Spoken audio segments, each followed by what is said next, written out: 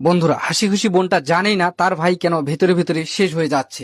দেখুন বোনটা খুশিতে কেমন আটখানা হয়ে আছে। কখনো সেজেগুজে ভাইয়ের সামনে নেচে দেখাচ্ছে, কখনো নতুন ওড়না ঘুরিয়ে ঢং করছে।